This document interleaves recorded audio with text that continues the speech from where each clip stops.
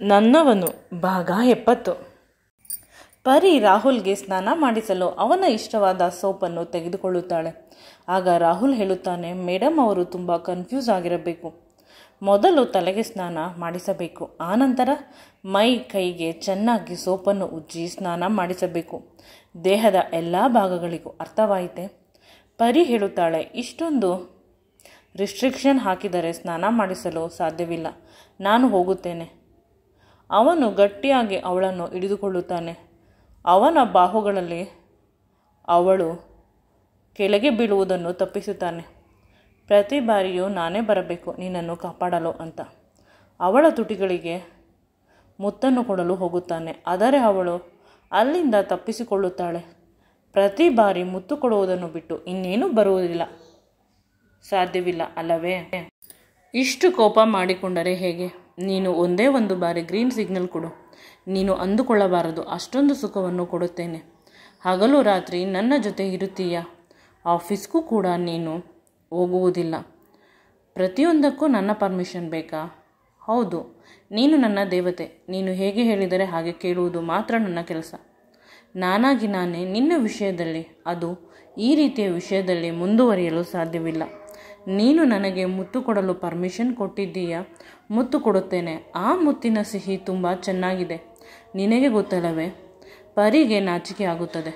ಸ್ವಲ್ಪವೂ ನಾಚಿಕೆ ಇಲ್ಲ. ಈ ವಿಷಯಗಳನ್ನು ಮಾತನಾಡಿದರೆ ನನಗೆ ಡಿಸ್ಕಂಫರ್ಟ್ ಆಗುತ್ತದೆ ಅಂತ ಗೊತ್ತು. ಆದರೂ ಈ ಜಾಗದಲ್ಲಿ ಅದರ ಅವಶ್ಯಕತೆ ಇದೆಯೇ?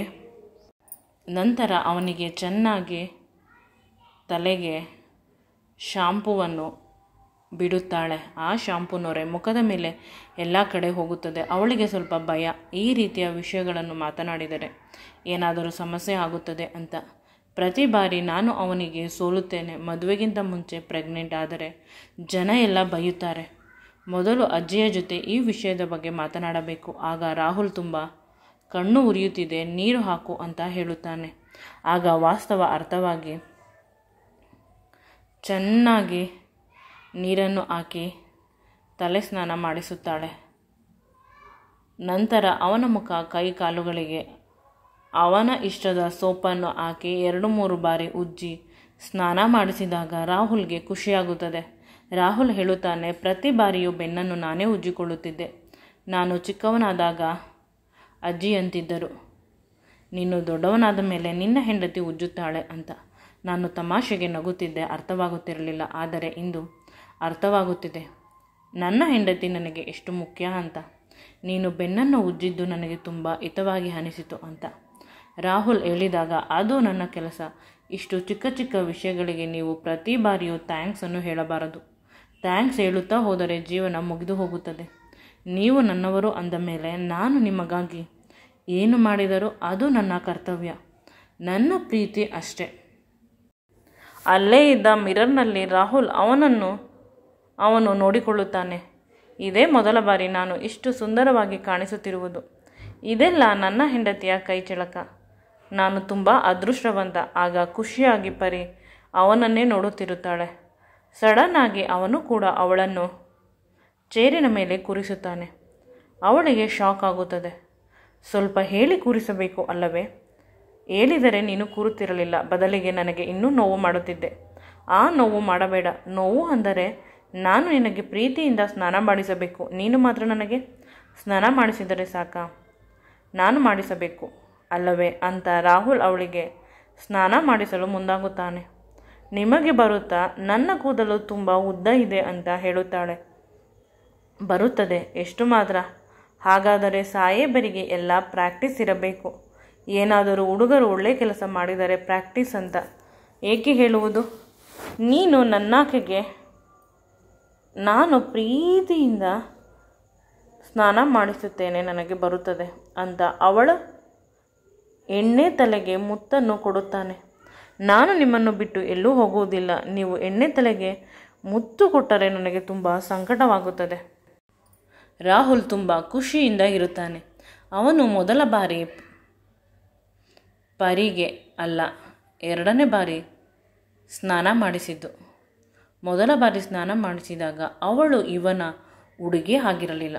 ಆದರೆ ಈ ಬಾರಿ ನಿಜವಾಗಲೂ ಇವನ ಹುಡುಗಿ ಇವನ ಆಸ್ತಿ ಆದರೂ ಕೂಡ ಪರಿಗೆ ಯಾವುದೇ ಕಾರಣಕ್ಕೂ ಬೇಸರ ಮಾಡಬಾರದು ಅಂತ ಅವಳ ಕೂದಲಿಗೆ ಸ್ನಾನವನ್ನು ಮಾಡಿಸುತ್ತಾನೆ. ಪರಿಗೆ ತುಂಬ ಹಿತ ಅಂತ ಅನಿಸುತ್ತಿರುತ್ತದೆ.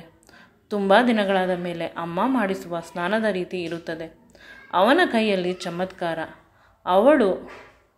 ಅವಳನ್ನೇ ಮರೆತು ಬಿಡುತ್ತಾಳೆ. ಆದರೆ ರಾಹುಲ್ ಅವಳಿಗೆ ನೋವಾಗಬಾರದು ಅಂತ ನಿಧಾನವಾಗಿ ಅವಳ ತಲೆಯನ್ನು ಉಜ್ಜುತ್ತಿರುತ್ತಾನೆ. ನಂತರ ಸೋಪಿನ ನೊರೆಯು ಸ್ವಲ್ಪ ಕೂಡ ಅವಳ ಕಣ್ಣಿಗೆ ಹೋಗಿ ಎಫೆಕ್ಟ್ ಹಾಕಬಾರದು ಅಂತ ನೀರನ್ನು ನೀಟಾಗಿ ಹಾಕುತ್ತಾನೆ. ಅವಳ ಮುಖ, ಕೈ, ಕಾಲು ಎಲ್ಲವನ್ನು ಸ್ನಾನ ಮಾಡಿಸುತ್ತಾನೆ. ನಂತರ ಪರಿ ಹೇಳುತ್ತಾಳೆ, ನೀವು ಹೊರಗೆ ಹೋಗಿ ಸಾಕು, ನಾನು ಸ್ನಾನ ಮಾಡಿಕೊಳ್ಳುತ್ತೇನೆ. ಹೇಗಿದ್ದರೂ ಕೈಕಾಲು ಉಜ್ಜಿದ್ದೀರಾ ಅಲ್ಲವೇ? ನಾನು ಸಂಪೂರ್ಣವಾಗಿ ನನ್ನ ಬಟ್ಟೆಯನ್ನು ರಿಮೂವ್ ಮಾಡಬೇಕು. ರಾಹುಲ್, ನಾನು ಕಣ್ಣು ಮುಚ್ಚಿಕೊಳ್ಳುತ್ತೇನೆ, ಸ್ನಾನ ಮಾಡಿಸುತ್ತೇನೆ ಅಂತ. ಪರವಾಗಿಲ್ಲ, ಮದುವೆ ಆದ ಮೇಲೆ ಕಣ್ಣು ತೆಗೆದು ಸ್ನಾನ ಮಾಡಿಸುವಿರಿ. ಅಂದರೆ ಎಲ್ಲರ ಎದುರಿಗೆ ಮದುವೆ ಆದ ಮೇಲೆ ಈಗ ಹೋಗಿ ನನಗೆ ತುಂಬ ಡಿಸ್ಕಂಫರ್ಟ್ ಆಗುತ್ತಿದೆ. ರಾಹುಲ್ ಅವಳ ಅಭಿಪ್ರಾಯಕ್ಕೆ ಗೌರವ ಕೊಡುತ್ತಾನೆ. ಹೊರಗೆ ಹೋಗಬೇಕು ಅನ್ನುವುದರ ಒಳಗೆ ಪರಿ ಟ್ಯಾಪನ್ನು ಆನ್ ಮಾಡಬೇಕಾದರೆ ಅವಳಿಗೆ ತಿಳಿಯದೆ ಶವರ್ನ ಬಟನ್ ಆನ್ ಮಾಡುತ್ತಾಳೆ. ತಣ್ಣೀರು ತಲೆ ಮೇಲೆ ಬಿದ್ದಿದ್ದಕ್ಕೆ ಅವಳು ಕಿರುಚುತ್ತಾಳೆ. ಅವನು ಅವಳನ್ನು ಹಿಡಿದುಕೊಳ್ಳುತ್ತಾನೆ. ಇಬ್ಬರೂ ಕೂಡ ಶವರ್ ಬಾತ್ ತೆಗೆದುಕೊಳ್ಳುತ್ತಾರೆ ತುಂಬ ಆನಂದದಿಂದ. ರಾಹುಲ್ ಪರಿಯ ಜೊತೆ ಡ್ಯಾನ್ಸ್ ಮಾಡುತ್ತಾನೆ. ನಿಧಾನವಾಗಿ ಅವಳು ಕೂಡ ಅದಕ್ಕೆ ಸಹಕರಿಸುತ್ತಾಳೆ. ಇಬ್ಬರು ಪರಸ್ಪರ ಒಬ್ಬರ ಸೊಂಟವನ್ನು ಒಬ್ಬರು ಹಿಡಿದುಕೊಳ್ಳುತ್ತಾರೆ ಬಳಸಿ. ನಂತರ ಮುತ್ತುಗಳನ್ನು ಕೊಡಲು ಮುಂದಾಗುತ್ತಾರೆ. ಆ ಮುತ್ತು ಹೇಗೆ ಇರುತ್ತದೆ ಅಂದರೆ, ಪ್ರತಿ ಬಾರಿಯೂ ಒಂದು ಹೊಸ ರೀತಿ ಅವಳ ತುಟಿಗಳನ್ನು ಸಂಪೂರ್ಣವಾಗಿ ತನ್ನ ತುಟಿಗಳಿಂದ ಆಕ್ರಮಣ ಮಾಡುತ್ತಾನೆ. ತಣ್ಣೀರು ಬರುತ್ತಿದ್ದರೂ ಇಬ್ಬರ ಮೈಗೆ ಆ ತಣ್ಣೀರು ಬಿದ್ದ ತಕ್ಷಣ ಬಿಸಿ ಆಗಿರುತ್ತದೆ. ಒಂದೇ ಒಂದು ಕ್ಷಣ ಕೂಡ ಅವಳನ್ನು ಬಿಟ್ಟು ಹೊರಗೆ ಹೋಗಲು ಅವನ ಕೈಯಲ್ಲಿ ಆಗುವುದಿಲ್ಲ. ಇಷ್ಟೊಂದು ಪ್ರೀತಿ ಮಾಡುತ್ತಾನೆ. ಈ ಸುಂದರವಾದ ಜೋಡಿಗೆ ಯಾರ ದೃಷ್ಟಿಯೂ ಬೀಳದೇ ಇರಲಿ ಅಲ್ಲವೇ? ಈ ವಿಡಿಯೋ ನಿಮಗೆ ಇಷ್ಟವಾಗಿದ್ದಲ್ಲಿ ನನ್ನ ಚಾನಲನ್ನು ಲೈಕ್ ಮಾಡಿ, ಶೇರ್ ಮಾಡಿ ಮತ್ತು ಸಬ್ಸ್ಕ್ರೈಬ್ ಮಾಡಿ. Thank you.